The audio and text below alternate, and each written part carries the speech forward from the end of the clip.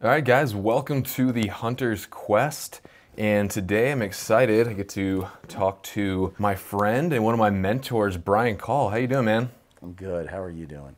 Good, man. Thanks for taking some time to set everything up. Yeah, I'm excited. Yeah, it should be fun, man. So, like I said, Brian is a friend of mine as well as one of my mentors, and he's really like a giant in the Western hunting kind of YouTube space. Gritty, as you see on his shirt, is his channel and podcast, and kind of somewhat of a pioneer in the digital hunting film space, I would say. You see a lot of influence of his work in other people's work, including my own. Yeah, I mean, I started the podcast really in 2015, but really it was the film side of things that allowed me to chase what I really wanted, what really fulfills me. I love the filming and I love the adventure and I love telling that story. And you do a great job of, telling the stories in a very authentic, real way. And for me, getting into Western hunting in the past 3 or 4 years, podcasts and content like yours were huge. I learned a ton from podcasts, from your podcast and from others. I mean, a lot of the stuff I did in the early days, I was like, really kind of emulating stuff you were doing, and so then it was really cool that we got to link up. And just to give people some context, I kind of was a fan. Somehow I got a hold of you on Instagram. I got you to do a podcast with me, which you hadn't done a lot of people's podcasts. What was your first impression of that conversation? Well, two things that stood out to me. One was your persistence. You're extremely persistent but polite. And to me, it's like I'm drawn to people who don't quit, who just even though they get turned away, they just keep coming back. So that stood out. I was like, all right, I'm gonna give this guy an interview and do all this stuff because this guy is grinding. Yeah. This guy isn't stopping. This guy sees what he wants and he's going for it. But he's doing it in a way too where he's very polite about it. And so that stood out to me, and I thought, okay, this guy interests me. Let's do an interview. And then we did it, and it was just fun. It was enjoyable. It was organic and real, and I enjoyed that. Yeah. I got to know you a little bit, so I wanted to see you succeed. I liked the values that you came to the table with, the persistence, the hard work. Yeah, well, I appreciate that, man. So fast forward, the hunt I wanted to kind of go through some of with you. You released it, let's see, about 6 months ago. It's a bear hunt series from last year. But the reason I picked that one is because you're known for kind of producing some really cool, epic bear hunt films. And I think you're a big reason why kind of more attention has kind of come on that hunt in a good way. And at this point, there's still lots of good opportunity to get tags. They're pretty affordable in most places. And so I think it's a good opportunity for beginners. Not to say it's an easy hunt by any means, but it is one that you can get tags fairly easily, and could be a good way to get into mountain Western hunting for guys who might kind of be inspired by this. So that's why I picked this series. So I just want to watch the intro of it together because it sums up very well everything I just said and why bear hunting is cool. All right, here we go.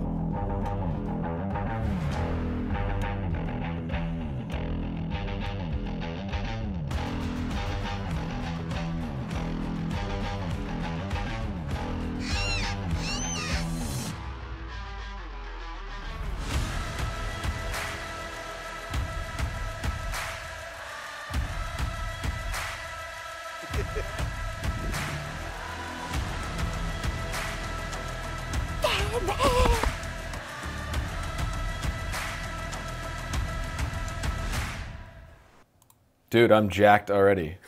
That's awesome. Yeah, I feel like there's been a under appreciation for bears. Bear, I think, is not only just a fascinating animal to hunt. They're amazing to watch. They live in some amazing country. The hunt is really challenging, and the meat is superb. Yeah. I think it is the favorite meat in our household. No, really. The meat's sweet and delicious. The fat is delicious. At some point, we lost touch with that, and you get people saying bears aren't that good to eat. Right. They don't know what they're talking about. So actually, that's a perfect segue. I want to watch this section. So you guys pack rafted in somewhere. You're hiking in, and you see a nice bear, and I think wisely you decided to shoot it, even though it was like, first part of the first day. Like 2 hours in, or something like that. You got set up on him.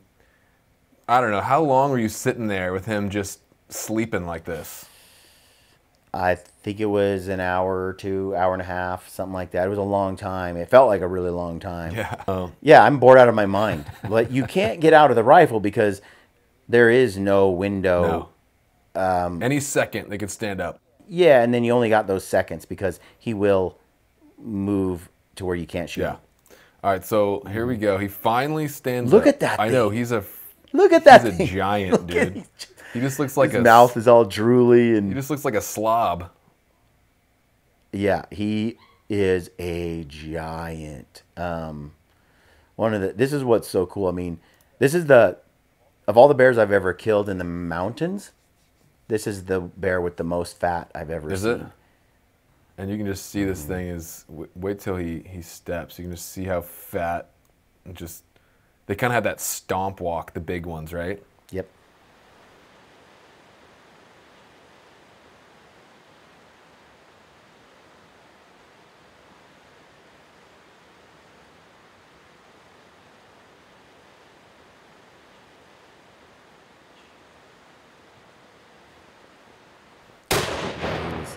Wasn't much of a window there, but And we've talked about it before.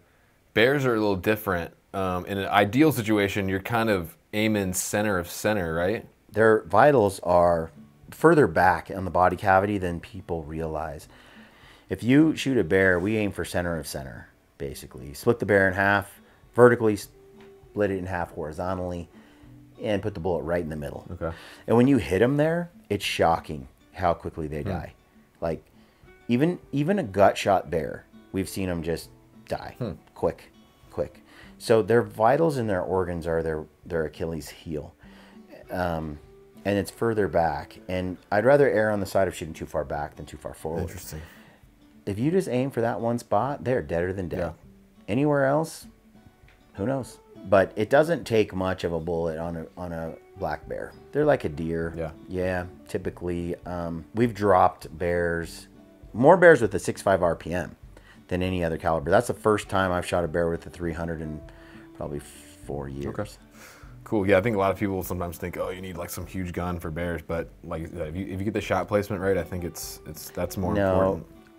My hunting partner Ryan Lampers will always say they're the weakest, most vulnerable animal if you hit them in the middle. Okay. You shoot them with a bullet in the middle or an arrow, it's like they go down. Yeah.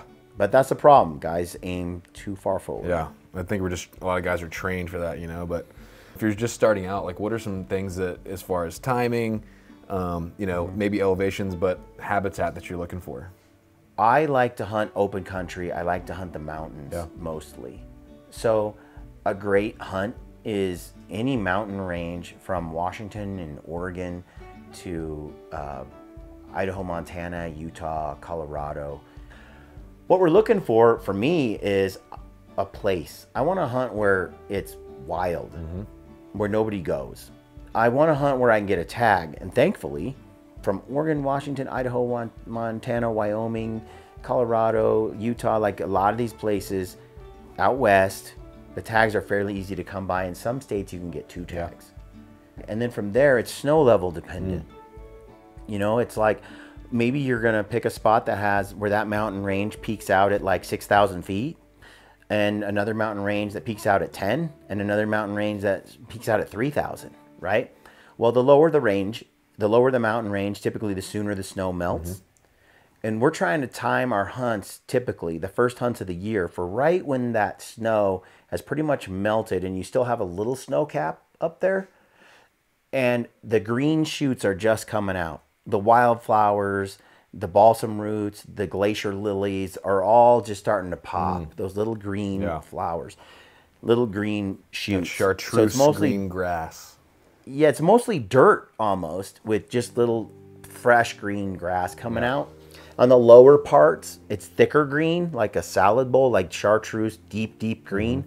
But we usually find the bears up high, right where the snow line is, just below the snow line, where the ground's just saturated with water, and you have all those new, fresh, tender shoots coming up, and those flowers, they hog them down like candy. Yeah. You'll see like onions coming up that time too, sweet onions and such, and tubers, and they'll be digging and getting all those grubs and those grasses.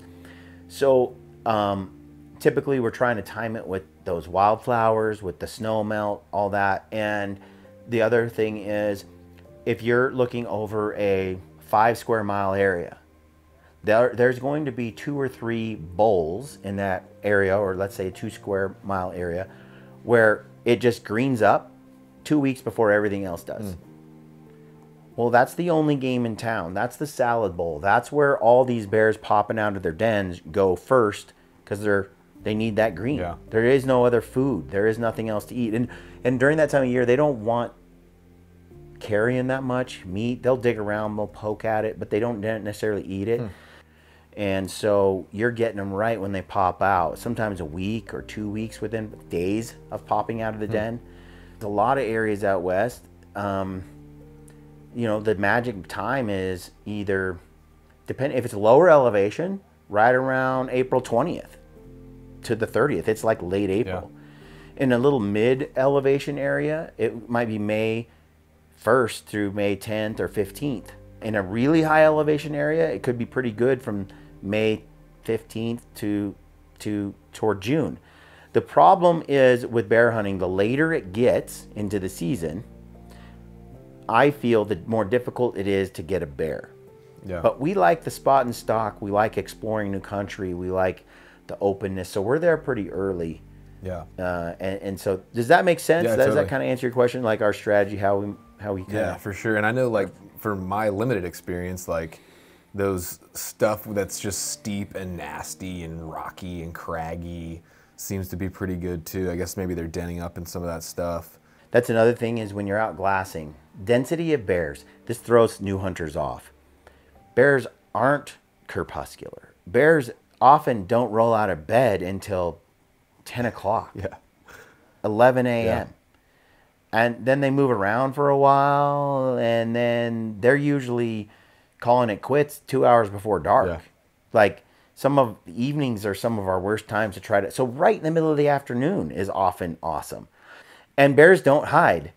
They don't hide. They are just walking around on the mountain, not hiding. They're not discreet. Right. So if you get into a basin and you're glassing, you spend the day there, and you don't see a bear, and it's that April, May time, most likely there is no bear there. Yeah. We don't spend a ton of time. If we get there and we don't see a bear, there's probably because there's no bear there. Yeah. We move to the next basin and the next basin and the next, and we cover a lot of ground. We don't spend too much time, you know, just sitting there thinking a bear's going to roll into that basin. Yeah, it's kind of good to have, like, my plan for this year.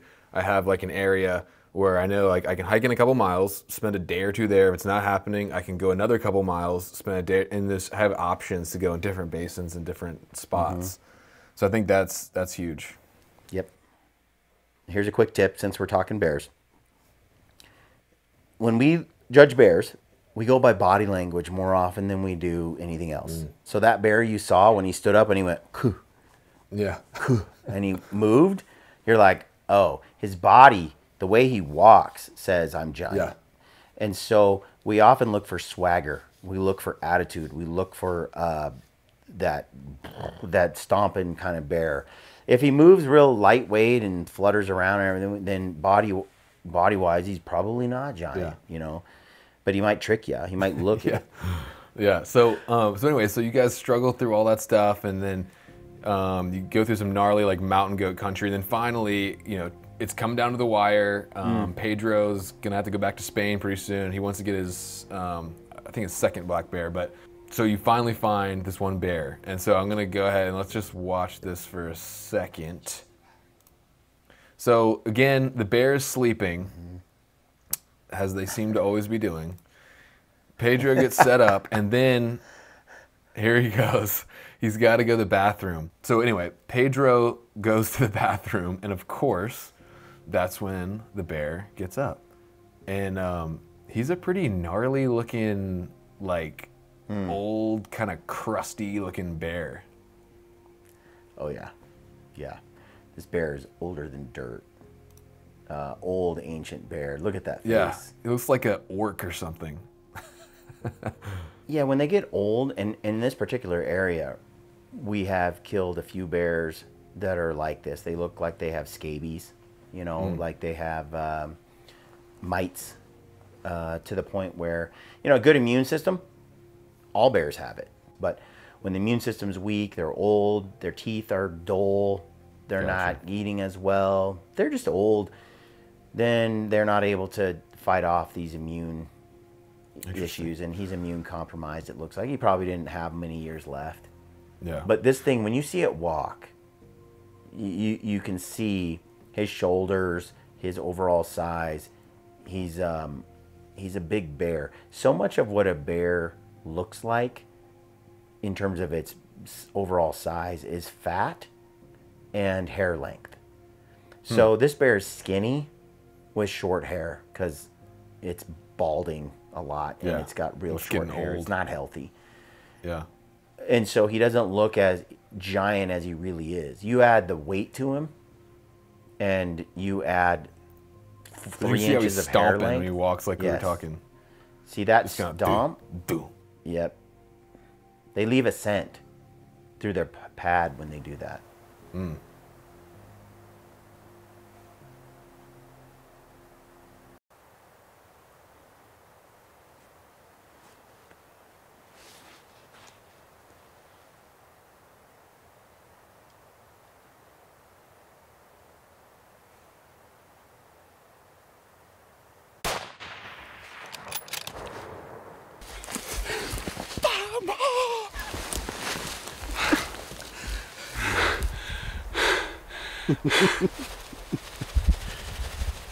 Oh, Pedro. But I love Pedro's reaction. He is so stoked, man. He is so stoked. Pedro is, well, in Spain in general, they're so, like they kiss. Men kiss each other. Like they're macho and then also okay with showing affection and hugging and touching and the kissing and stuff. And it's just like, I was just like, whoa, dude. I was wondering if that's the first time anyone's ever kissed you on a hunt. It's the first time, dude. And just the sheer joy. We have been waiting here. Yeah, he seemed like a really cool dude. I hope I get to meet him sometime. But what I really love is kind of his takeaway from a foreigner's perspective, which is so good. I want to play it because I just love what he says here. I don't know if people realize how lucky you guys are to have public land places like this, that you can come with your friends, do whatever you want for such a little price and have so much wilderness to live adventures right around the corner. I think, I don't know if you, the hunters here appreciate that, but we don't have that. There is nothing similar to public land hunting anywhere else in the world. So you guys are super lucky. We are blessed. Yeah, think about it. They don't have the land like we do. Because most of the rest of the world is somebody owns it, or it's highly regulated. You can't hunt it, and that's kind of part of this whole project here, is just to wake guys up that might be, experienced hunters, but have never really taken full advantage of the amazing adventure that's just right out there if you're just willing to go for it and have the right tools and the right research. And like I always say, like if I can do it, anybody can do it. Like I'm just a normal guy. I just want to kind of inspire people and give this perspective here that we're so blessed and fortunate, to be able to have this resource, and it's just right there. All you gotta do is just kind of man up and go for it. It's incredible. I also look at it and think, man, look what I get to experience. It's here for other people to do, and yet for all these reasons that they never get to see it. They never know what it was like. And Pedro made that comment, like, he's been all over the world. He told me This is as wild and rugged and intense as any hunt he's done in the mountains across the world. And it's right here in my backyard. It was a few hours in the car. Like, I like what you said about having the abundance mindset instead of the scarcity mindset. There is opportunity. I've only been in the game 3 or 4 years, but like you said, if you rotate states, if you're buying points kind of everywhere, which they're not that expensive, you can find a rotation and strategy to get good tags every year, or at least decent tags and multiples of them. And for me, you know, Western hunting, it really changed my life from that first trip. I actually was in Alaska, and after that I was like, yep, this is what I'm doing. And that set me on the course I'm kind of on now. But I just want to say I really appreciate you and guys like you, but especially you, for kind of the help along the way and teaching me a lot and taking me hunting. And so thanks, man. I appreciate you. Absolutely. My pleasure. I'm excited to see what you're going to do over the next year and 2 years, and I like to see the growth. I mean, there's things about you that remind me of myself when I was, you know, starting this stuff 7 years ago, 8 years ago. Yeah, well, I appreciate that, man. I appreciate your time. This has been really cool. I think it's going to help a lot of folks and hopefully inspire some folks to grab a bear tag and go out this spring. So looking forward to whatever our next hunt is together, man. Yeah, thank you, Hunter. Appreciate it, brother.